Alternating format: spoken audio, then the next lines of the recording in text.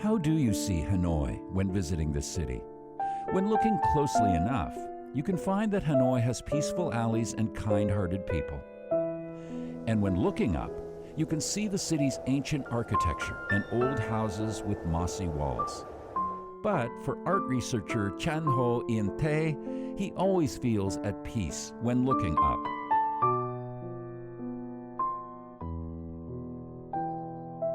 The story of how he found peace when looking up started with this decorative motif.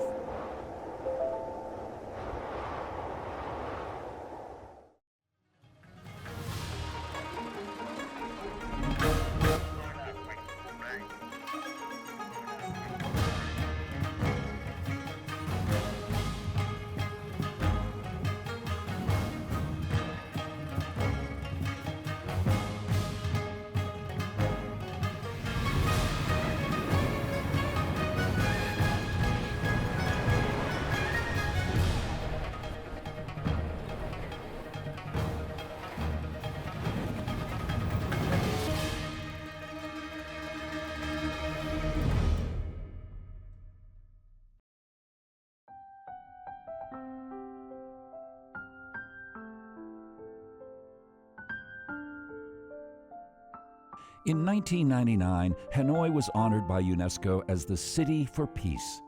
Every Hanoian surely understands why the city deserves the title. Hanoi has overcome many ups and downs to become what it is today. Hanoi is strong and resilient. Every street corner has something carrying a message of peace.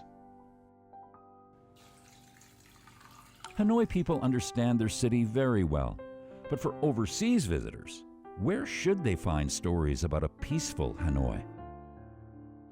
It is not difficult for international tourists to realize that Hanoi is a peaceful, hospitable, safe, and politically stable city. Hanoi always welcomes foreign tourists with open arms. Many travel websites voted Hanoi a safe destination for solo explorers, especially solo female travelers. Hanoi is filled with intriguing things that keep visitors wondering whenever they arrive in the capital. Each person has their own way to learn intriguing things about the capital. As for Tae, he gazes at Hanoi's beauty by looking up. Because he is passionate about decorative patterns on Hanoi's house roofs. They are packed with information. Houses are among the most valuable assets of Vietnamese people, especially in Hanoi. Therefore, the owner puts a lot of effort into building a house and wishes that their home receives the best of things. The motifs on the roof have an important task to voice those wishes. Some patterns symbolize the desire for family members' longevity. Some patterns symbolize prosperity and many other meanings.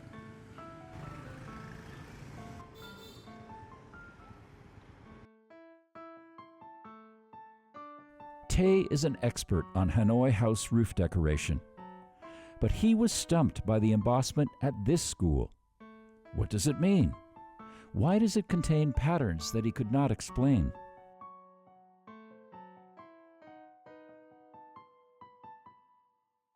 Tôi thấy ngạc nhiên, thấy rất là thú vị khi mà thấy cái thanh gươm này ở trên một cái trang trí kiến trúc ở một ngôi trường rất lâu đời của Hà Nội.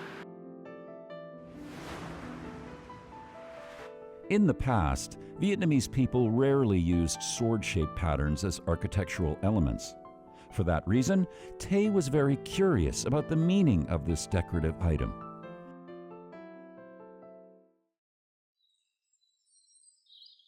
This is a statue of King Lê Thái Tổ holding a sword. However, the king did not initiate this statue. Later generations commissioned the statue to depict a long-standing Vietnamese legend. This is the first statue of a king placed outdoors according to Vietnamese sculpture tradition. It is also one of the very few statues of a Vietnamese king holding a sword. But why didn't Vietnamese people, or even kings and high-profile people, decorate buildings with swords?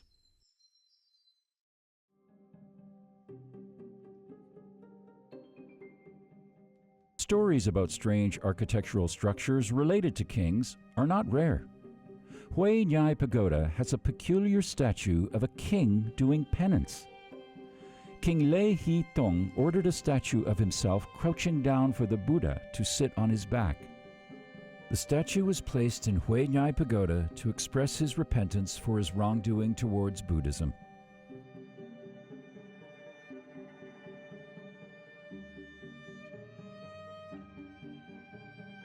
In Theo Pagoda, located on the outskirts of Hanoi, a path leading to the pagoda is skewed.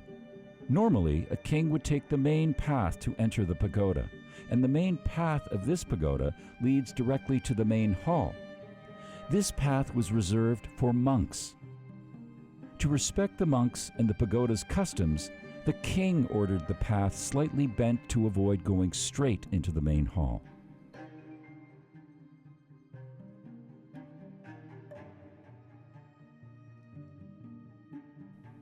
Why did the kings do such things to lower their supremacy? Why didn't they have themselves sculpted with powerful swords and spears?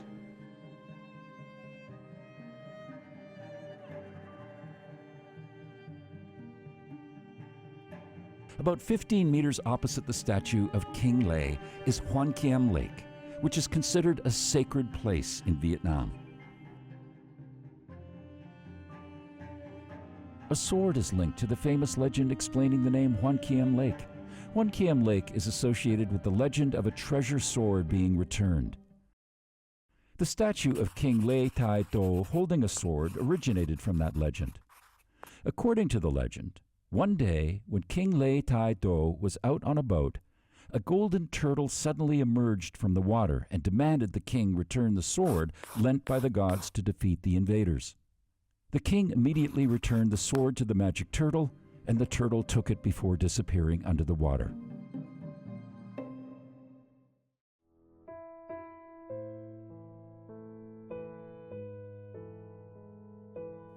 This legend, the lake's name, and the Vietnamese tradition of avoiding swords and spears and decorations are an eternal reminder of upholding peace and avoiding wars. In addition, they represent a prayer for a peaceful and prosperous life.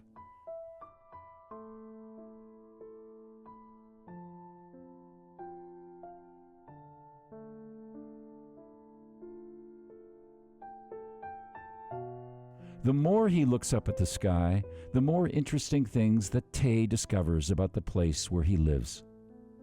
The sky of peace is probably the largest unit of measurement for peace in Vietnam. It means peace is as big, wide, and vast as the sky, which covers everywhere people live. What about the smallest unit of peace? For many people, peace is breathing comfortably, eating healthily, and watching the sky proudly.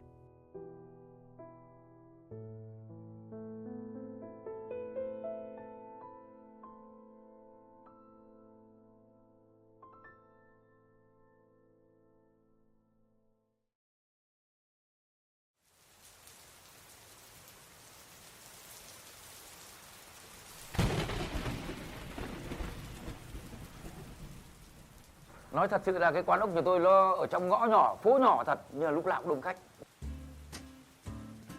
Cũng một phần vì ốc ngon, cái món ăn nó phải ngon, nó đa dạng. Và cũng có một phần hiếu kỳ về tiếng đàn violon của tôi. Nhà số 10, nhà trái, trái. Số 10. Trái nhà số 10. Thì tôi cũng là người chuyên gia nghiên cứu ẩm thực, đi cũng khá nhiều nơi trên thế giới. Thì ốc thì tôi từng ăn ở Pháp. Món fagot thì là cái món ăn thì là rất là kiểu cách. Cái cách thức ăn thì tôi cảm thấy như người Pháp ấy là rất là thanh cảnh lịch sự và đặc biệt là trong không gian khá yên tĩnh. Nếu mà ăn ốc ở Hà Nội này thì lại là ăn cái con ốc mà nhể bằng cái que tre hoặc là bằng một cái kim mà lại nghe cái tiếng violon.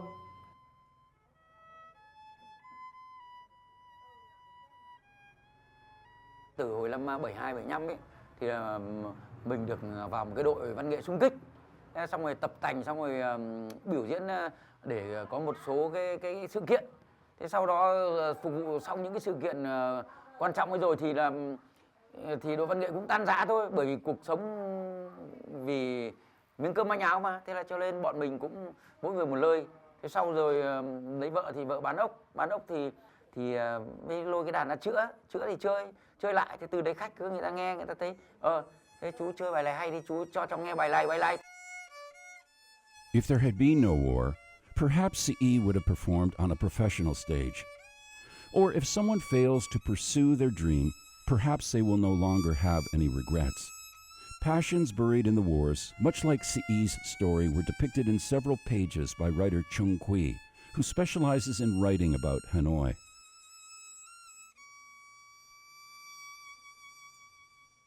Chiến tranh có thể làm cho người ta phải gạt lại tất cả những cái cảm hứng có tính chất kiểu vĩ kỷ, có cái sự cá nhân hóa bị giảm thiểu này.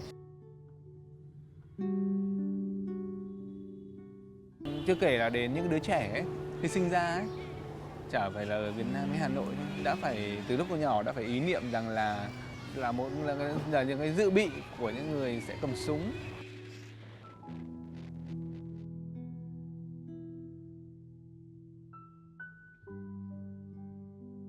Như nhiều người ta phải gác lại hạnh phúc cá nhân hay là những cái mối quan hệ phải chia tay để người ta làm công việc gọi là ngoài mặt trận. Vietnamese people, including Hanoians, are incredibly unified because their home country and home city have gone through many natural disasters and wars, events that call for collective strength. During the war, thousands of students stopped their studies to engage in the fight for the country's independence. In times of war, it was uncommon to see boys and girls sitting next to each other and holding hands. Seeking peace and stability for the nation was the people's top priority.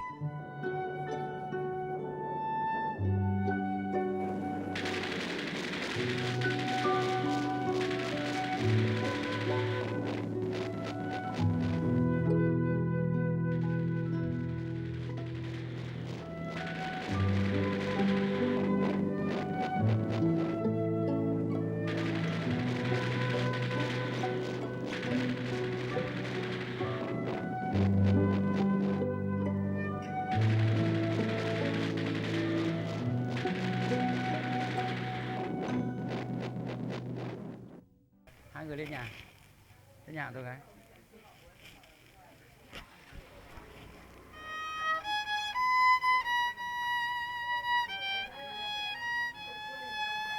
Nếu không có cái gánh ốc của vợ mình thì cuộc sống của mình không biết đi đến đâu.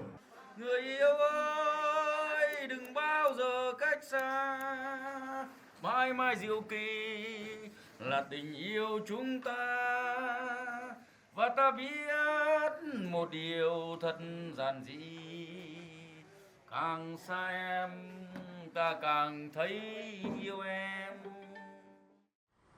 For many foreign tourists, Hanoi streets are slightly chaotic. However, busy streets are the most beautiful scenes for those who went through the war in Hanoi. Hanoi people do not like noise, but always like busy streets and crowded restaurants.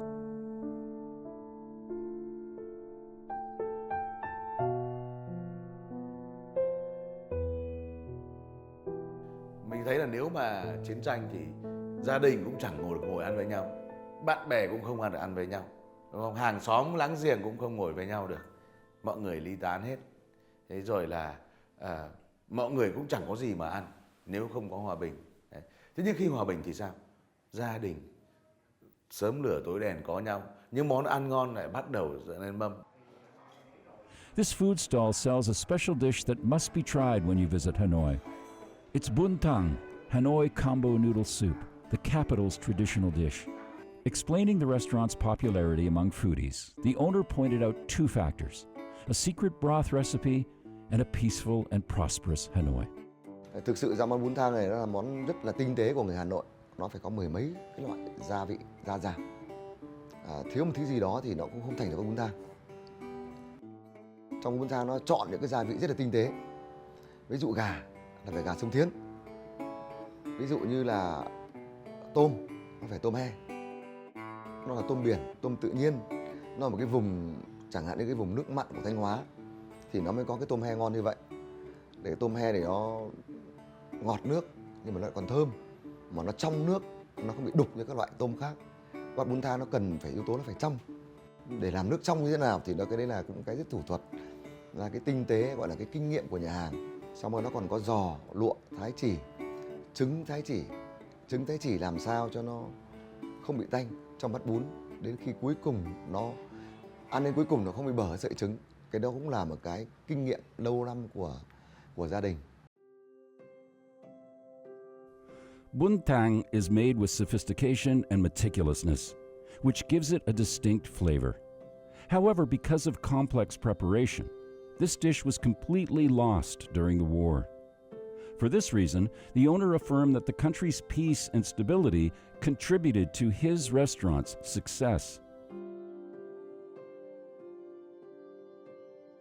Cũng nghỉ một thời gian dài đấy, từ những năm cuối chiến tranh đấy. Sau này thì đến ngoài năm 2000 một chút, mọi người lúc ấy thì bắt đầu xã hội phát triển, mở cửa, mọi người mới nhớ lại cái ẩm thực Việt Nam mình, thì mọi người nhớ bún thang lắm.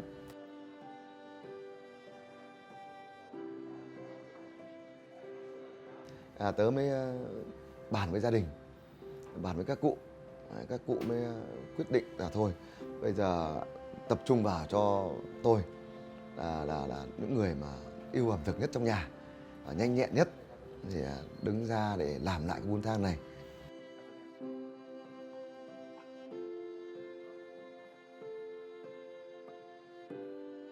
Buntang was born during Hanoi's period of prosperity and disappeared when war hit the city. Today, buntang can be found on many streets and is a fixture on the city's culinary map. As you can see, only a dish can be affected by wartime, let alone people's lives. Hanoi people like a quiet lifestyle. They have a sense of humor, self-respect, good communication, and improvisation skills. Hanoians are particularly interested in elegant, tasteful, and visually appealing dishes.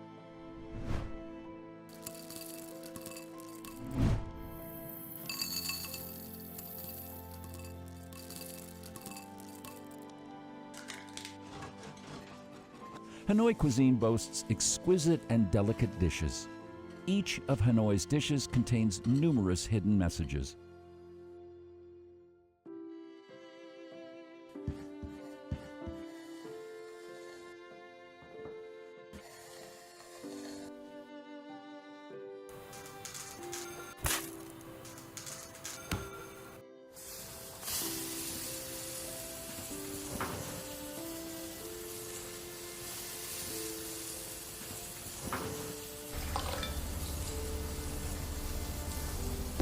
And Tet dishes require the most effort.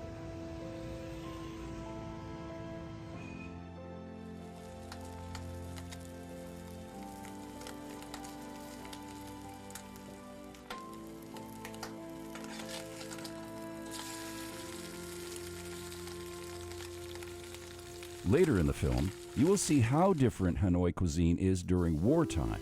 So please keep in mind the appealing visuals of these dishes and the cozy atmosphere of a family reunion.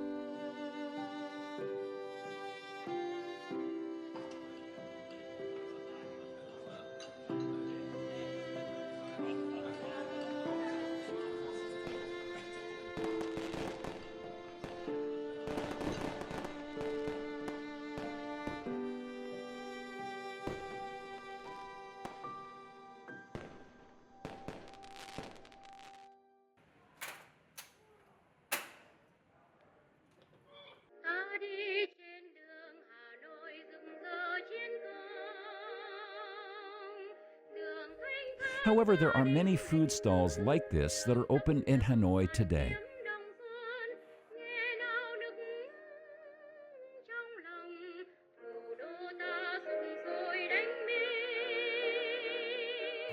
Cái lý do để xuất phát để có được cái ý tưởng ra đời cái nhà hàng để thời mậu dịch bao cấp này ấy, là những cái tuy là đã qua, là lịch sử, là quá khứ, nhưng nó vẫn để lại trong lòng mọi người rất là ấn tượng. Most of those foods are lowbrow dishes from the country's tough times, and vegetables are the main ingredient.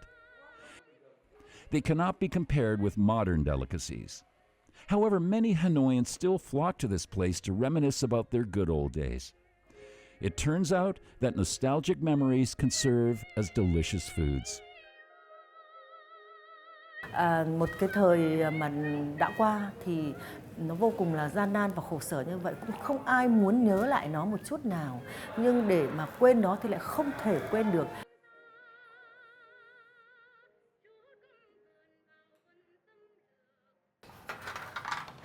Dạ, chào anh ạ. Không biết hôm nay anh thưởng thức những món thời bao cấp này anh cảm thấy thế nào? Có hài lòng anh không ạ? Không hài lòng. Tức là tôi nói không hài lòng, là hơn cả hài lòng. Quá hài lòng rồi. Quá hài lòng. Thế là thì câu chuyện ở đây là đầu tiên ăn vào mắt mình thấy tuyệt vời, vì chị tái tạo lại rất là khéo. Cái cảm xúc nó đã đến với mình cách rất tự nhiên. Ăn lại món này cảm thấy cũng bồi hồi lắm. Dạ. Cảm ơn, cảm ơn bạn đã cho mình quay lại cái quá khứ, cái thời tuổi thơ rất là ngọt ngào ngày xưa. Dạ vâng, Cái thời bây giờ thì như là chúng ta nhiều khi trong bữa ăn gia đình mà đôi khi thiếu món này món kia, là đôi khi chúng ta cảm thấy bữa ăn là mất ngon. Nhưng mà thời đó thì thực ra cái tâm thế của những con người vào cái thời điểm đó, chiến tranh đó, thì cái vấn đề là ăn gì cũng được miễn là không chết đói. Và vấn đề lớn nhất đó là cái món ăn lớn nhất, hạnh phúc nhất với người ta lúc đó là hòa bình.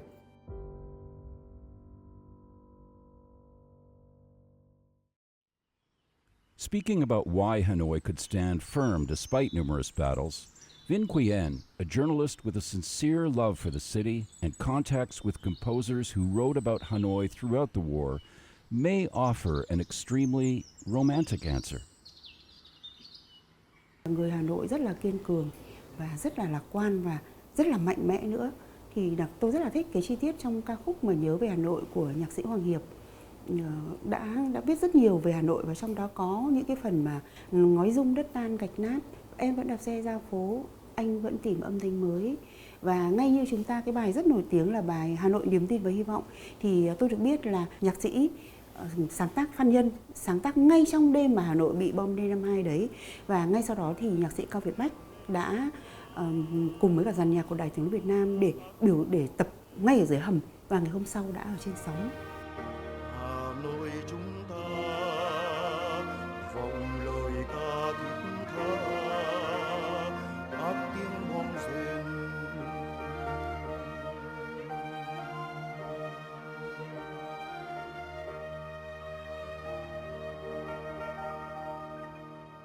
Thì cái đấy nó nói lên một cái sự rất là kiên cường, một dũng cảm và bền bỉ, nghị lực. Và chiến tranh thì tổn thất nhưng mà đã vượt qua đau thương. Và tôi nghĩ đấy là một cái phẩm chất chung của người Việt Nam, trong đó có người Hà Nội. Surviving bombs and bullets, Hanoi has become a big, beautiful, and modern city. Today, Hanoi witnesses thriving economic sectors, an ever-evolving investment and business environment, stable national defense and security, and developing international cooperation. Furthermore, the city now hosts many international peace-related functions and events.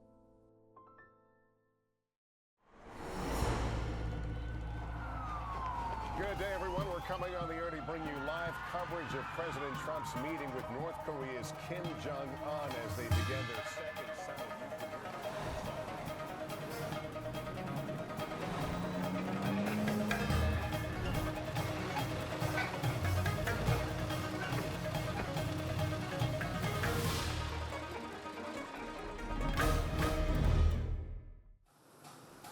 Researching the artistic patterns, Theo also found that Vietnamese people, in addition to being strong, resilient, and optimistic, also protect their home country by preserving their original culture even in the face of invasion.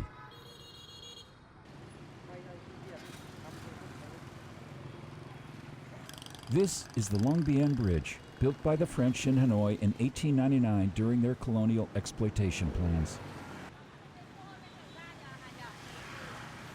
Cái công cuộc mà khai hóa thuộc địa có một cái chuyển biến rất quan trọng là thiết lập cái đường sắt và xây cây cầu Long Biên.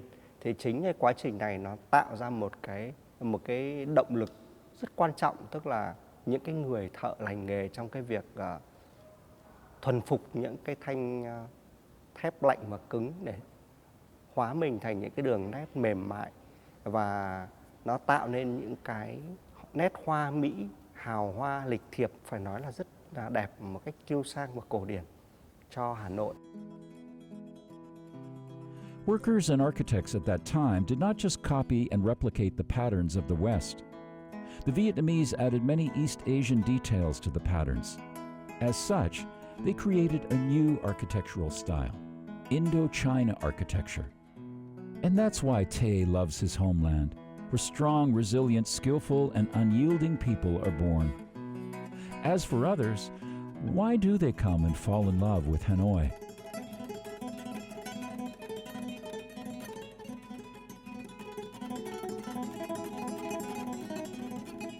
In 1010, King Ly Kongwan decided to move the capital from the mountains and named the new city Thanh Long, which means soaring dragon. In his eyes, Hanoi was an ideal base from which to build a country during a period of peace and prosperity. Capitals in mountainous and remote areas were only suitable when the country was required to defend itself from invaders. After finding the answer to this relief, Thay defined it as the logo of Hanoi during the French period. When decoding the relief, Thay believed it was the French perspective on Hanoi. The dragons in the embossment are associated with Hanoi's old name, Thanh Long. The sword in the logo is linked to the legend of King Ly returning the sword.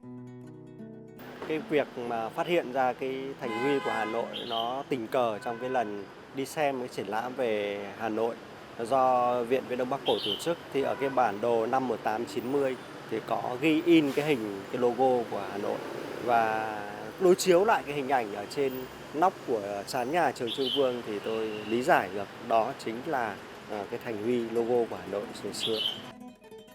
Và với cái logo của Hà Nội rõ ràng nó là một cái theo một kiểu thức phương Tây, nhưng mà cái phần tri thức bản địa, những huyền tích của Thăng Long vẫn được tích hợp trong này. Và đôi rồng này tượng trưng cho một khát vọng vươn lên của thành phố. Thanh gươm như chúng ta biết nó gắn bó với sức mạnh, nhưng mà trong cái tích trả gươm thì nó cũng là một cái thông điệp về hòa bình. The music you are listening to is called Hanoi in Someone's Eyes, composed and played by a blind musician with the hope of seeing Hanoi one day. There was a documentary film bearing the same name as the song. The movie concluded that Hanoi's beauty varies from each individual's perspective. Everyone indeed sees Hanoi differently in their own way. However, they may share the same viewpoint that Hanoi is a city of peace, which can not only be seen with the eyes, but felt with the heart and every breath of life.